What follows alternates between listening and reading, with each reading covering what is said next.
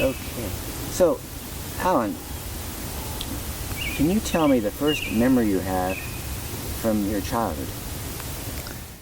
Let's see, first memories, probably playing in the kitchen, in the under the countertops, in a little area, having a little store, and there was wine down there that my uncle had brought back from World War II, and old boxes and all of that kind of stuff. And I used to enjoy just finding myself under the cupboards. How old do you think you were? I'm going to say maybe 3.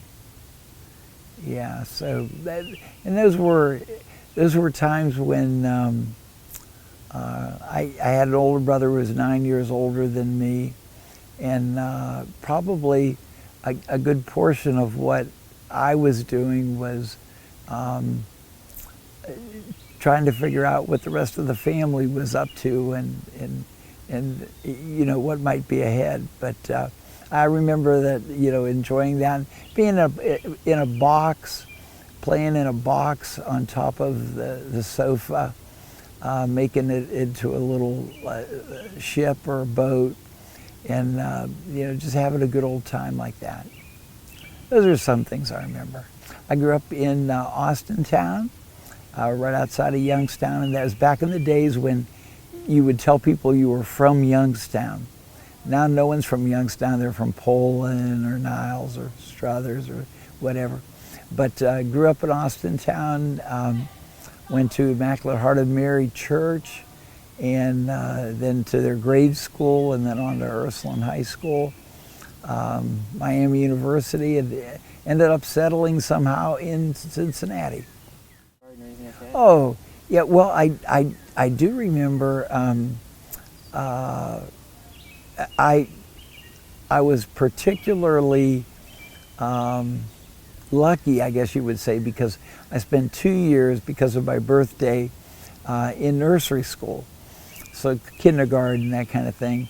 And so I was often the one that got to carry the flag because I had had the experience from the previous year.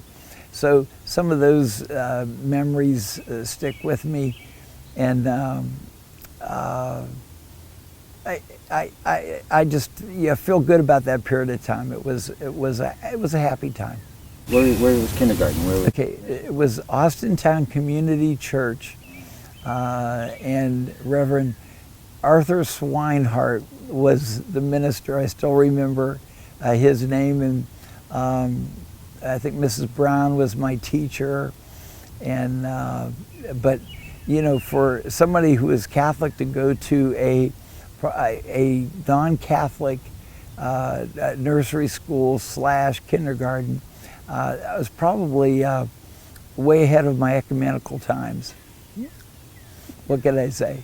I had no idea what was, the bigger picture by way of either what would be my faith journey or how I would be a Catholic or a Christian or a Protestant, whatever.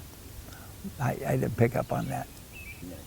From kindergarten, I went to first grade in Immaculate Heart of Mary, and actually throughout my 8 years there, we typically had, for first year, I had a lay teacher, second year a nun, third year a lay teacher, fourth year a nun, fifth year a lay teacher, sixth year a nun, and then seventh and eighth grade we had nuns that taught us. But it was a very loving environment and a good environment, and I wasn't one of those kids that was hit with a ruler over your knuckles or anything like that. I wasn't involved in that kind of thing. You remember your first grade teacher's name? Oh yes, Miss Betty Jean, and I can't tell you what her last name was, but we called her Miss Betty Jean. She was beautiful. Probably at the time she was probably 23 years old, but at that time we just looked up to our teachers and we did whatever they told us to do.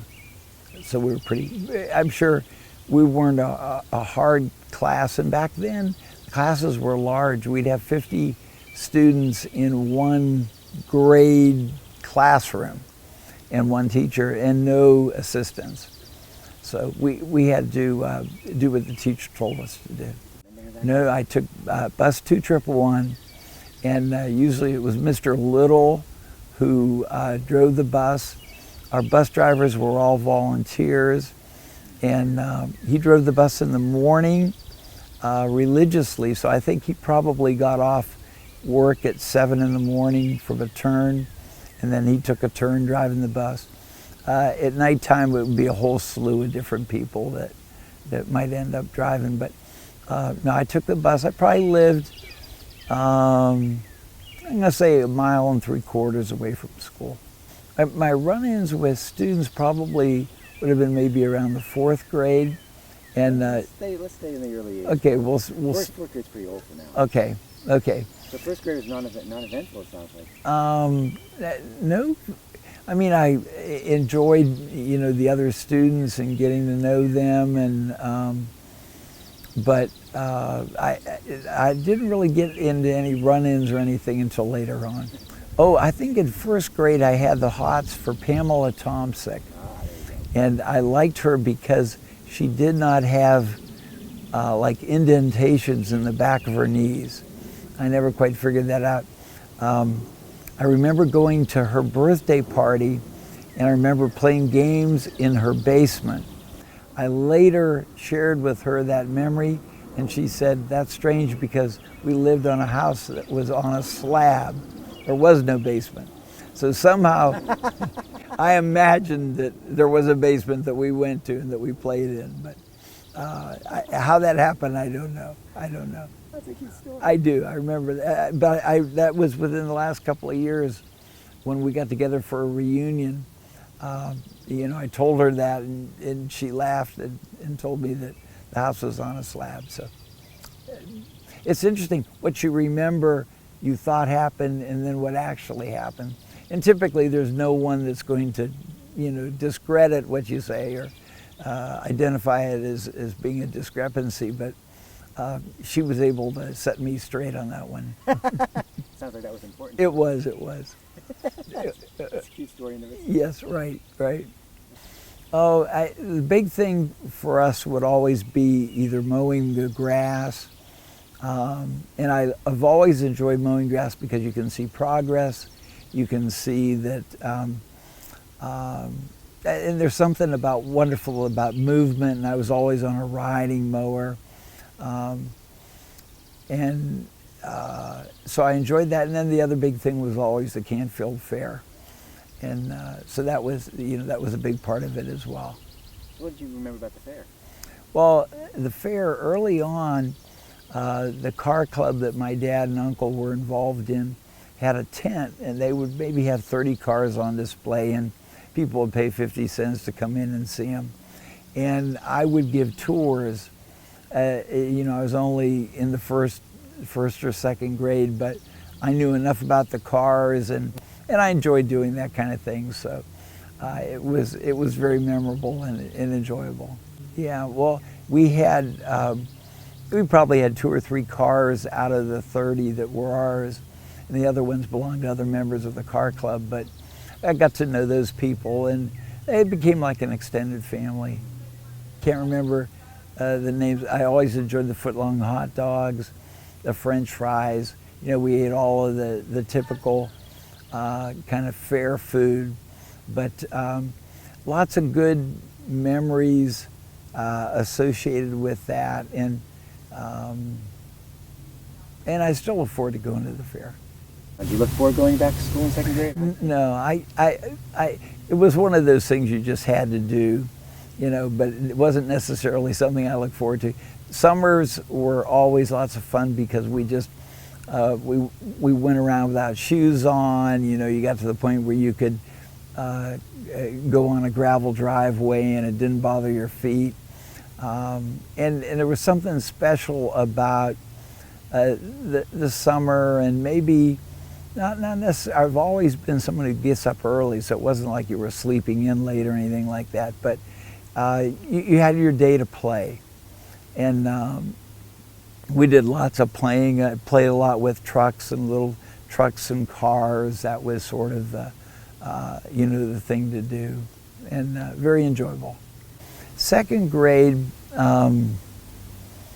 I had Sister Mary Marcelita, and I remember her as someone who was very kind and very sweet. But I don't have any really strong memories of the second grade. I went through a number of them, girls that would be very, very good at their classwork, maybe that they had a little art capability or whatever, would be an opportunity. And I remember like Shirley Panunzio, I liked her for a while, and lots of fellow classmates that just had enjoyable times with. Between second and third grade, probably I would have started to drive a car. Wow. Because we had lots of cars, and I'm already mowing the grass. And probably close to that time, we got a little Bantam car that we pulled a set of gang mowers behind. And even though I would have been maybe 8 or 9 years old, we would I'd drive the car and mow the grass. It was very, very enjoyable. So one of those years, and it could have been between the second and third grade, we had a 1953 Jaguar XK120, and when we would have a party at the house, if there were kids, I would take the kids around the yard. We had 3.5 acres in that car, and it got stuck in first gear. And my dad kept that car for probably 35 years, never got it out of first gear. And he ended up selling it in that condition. But I remember getting it stuck in first gear, and it probably was about that time. Very, very young, yeah. But only on the ground. Yeah, right. But that was back when really you could sit in your dad's lap and drive the car. Sure. We didn't have seat belts, or we didn't have child restraint seats or any of that kind of stuff. What we would typically do is we would, back behind that second seat, there'd be like a ledge where that rear windshield is, and we'd sit like up in there. Not sit, but lay back there. That would be the cool thing to do back then, yeah. I remember that well. And it wasn't child abuse back then. No. We loved to drive, and it was just, that was just part of our lives. Go on, third grade, I had Mrs. Durkin, and I remember her very fondly as someone who was, very, very kind. She was tall. She was thin, stately kind of lady, and it was third grade was a very good year. It probably, I think, third grade is when we made our first Holy Communion, if I'm not mistaken.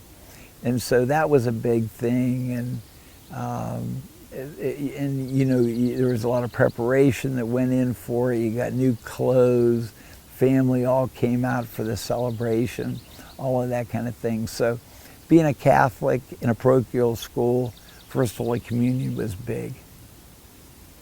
And I assume you made it. Yeah, I made it, right. May 3rd, 1959. Wow. Yeah. You were 8 years old. Yeah, I remember it well.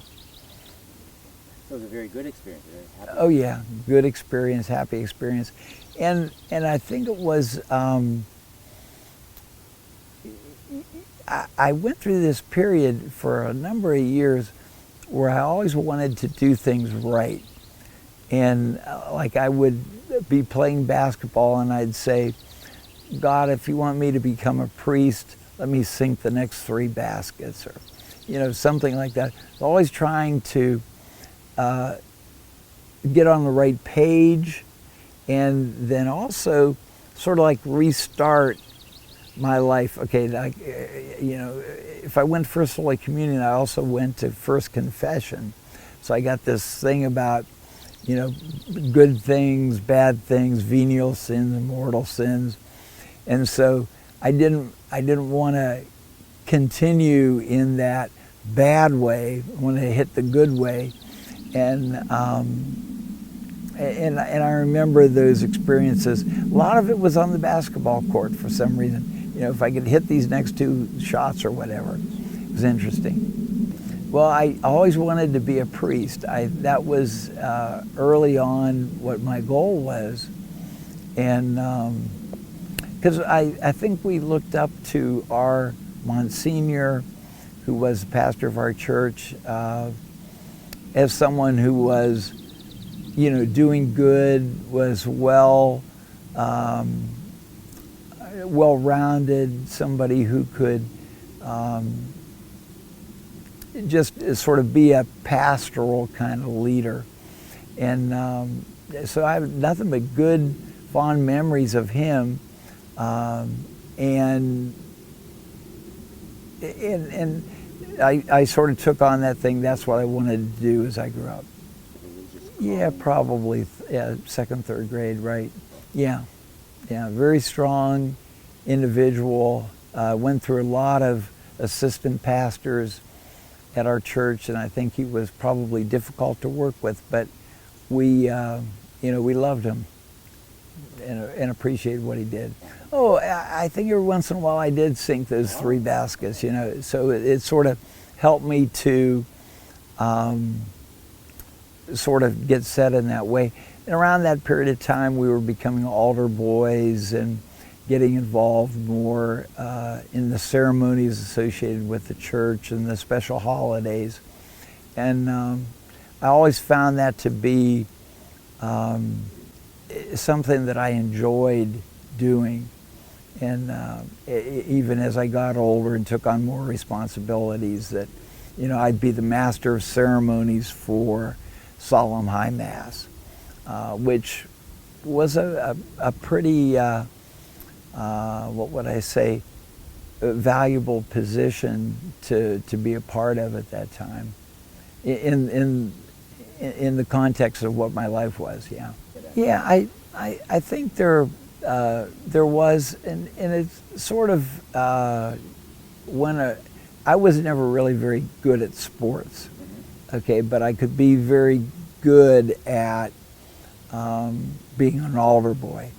So I sort of went in that direction. I wouldn't say I was a teacher's pet, but I would have been more of someone that would be interested in helping out if there was something that needed to be done. And I think from that standpoint, I probably felt a difference between how I viewed things and how some other people did. And that probably dictated who my friends were and, who I spent more time with. That's very much a part of it. Whether I became active probably in the 4th grade with the choir. So I was a choir member, also an altar boy.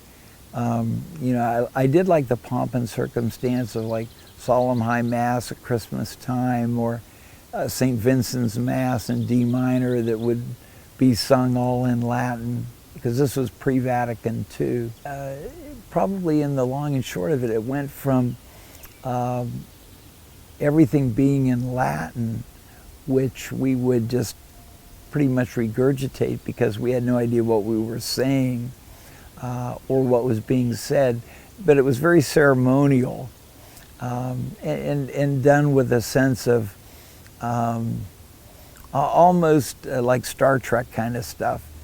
And then Vatican II came along, and it became more of a community kind of thing where Mass was now being said in English. The priest, rather than having his back to us, was standing in front of us, facing us. And there were lots and lots of changes in the church at that time. The nuns started wearing secular clothing as opposed to habits.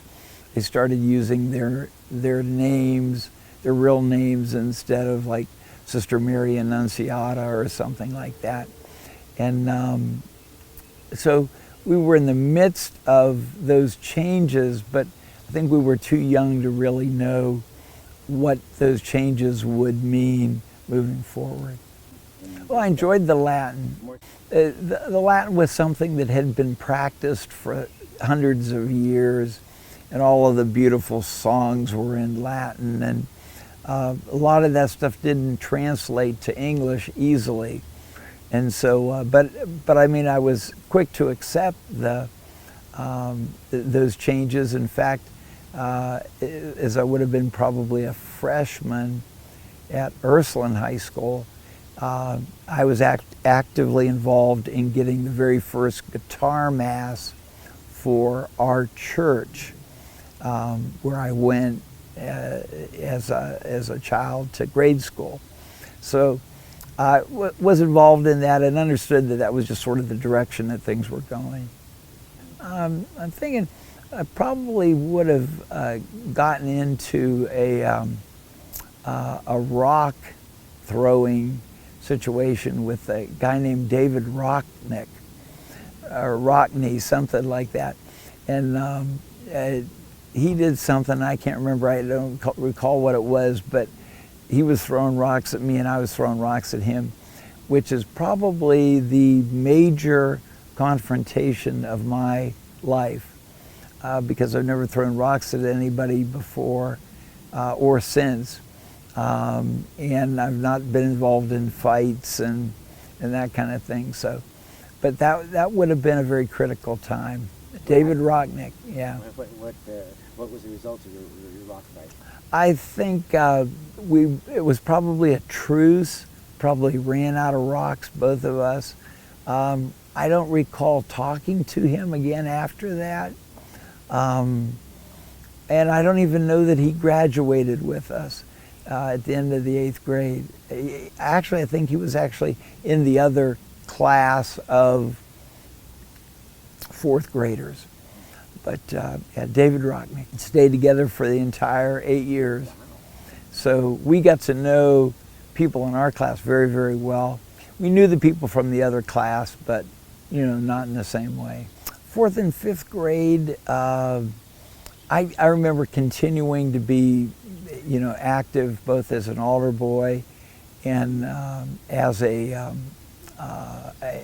member of the choir. And we would have had Father Braun, who taught us some German songs. He was the chaplain for the veterans of foreign wars, and he taught us a song, Ich weiß nichts, was soll es bedeuten, das ich so traurig bin. And we went up to Cleveland for their national convention, and we sang some songs in German. His name was Father Braun. He was probably as German as you could get. But I remember our doing that, which would have fallen into about that time frame. Kind of thing. Yeah, and we're still very, very actively involved with the cars, because that sort of was the focus of our life at home. And then the church would be the focus of our life sort of at school. And I had a father who worked turns, and in some respects our pastor sort of served as a surrogate father for us when our other father wasn't there. So we had a really strong relationship between our school, church life, and our home life. Now when you say R, who's the R? It would have been the collective group, like the 4th graders or 5th graders. I think everybody was into that same kind of thing. Everyone's father was working shifts. Yeah, this when Youngstown was going strong, and went 24 hours a day, and there were, everybody that you knew was somehow involved in the steel industry, and so lots of them would be on shifts or running different turns where they would work sometimes day turn, and then 2 weeks later they'd shift the afternoon turn, and then to night turn.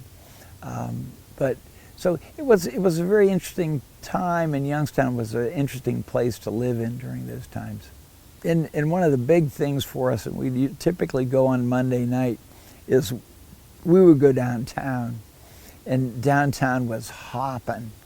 And to go downtown and then to go to Strauss's and go down in the basement and get that wonderful malt that they had, I mean, that was like heaven.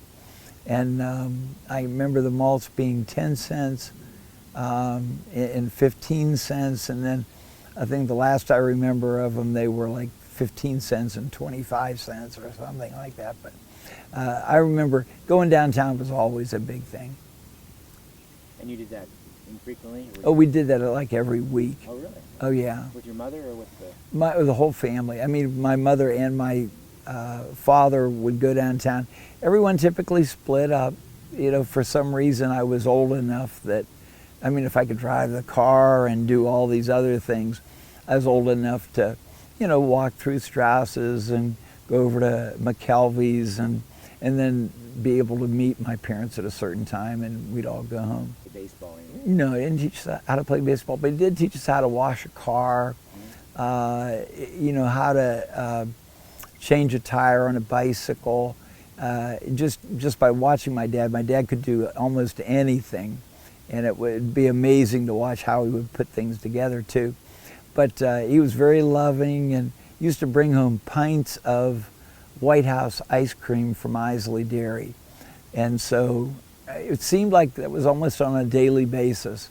So I got started on that, and then chips and dip, and then chocolate, and all of those kind of things. But my dad was very loving. My mother was very loving. I just, was very, very fortunate. About that time, though, my brother would occasionally be tied into having to care for me. And his favorite thing to do was, let's play Houdini. So he would basically wrap me up in belts, these expandable belts, okay, not hurt me in any way, shape, or form, and then put me into a dark closet, and then I would have to get out. And often I'd be there for what seemed like hours, but that then gave him an opportunity to not have to watch me. So I got lots of memories associated with my brother putting me into a dark closet. Do you think it really hurt you in any way? No, and I never felt like I came out of the closet either, so. Or for what it's worth, department. Yeah. How much older was your brother than you? 9 years older than me. And so he got stuck doing a lot of things, but on the other hand, he was also someone that I looked up to, and he set the tone. He was very active in his class government and that kind of thing, which sort of led me into, having an interest in that area as well. He was an altar boy, I was an altar boy. And he went to Miami University and I went to Miami University. There were just lots of things that he did that I wanted to follow in his footsteps. No, we were all in the same building, 1st through 8th grade. And I think probably around the 6th grade, probably became more interested in some of the girls, and then start to think, okay, well, do I really want to become a priest? That you can't have both. Didn't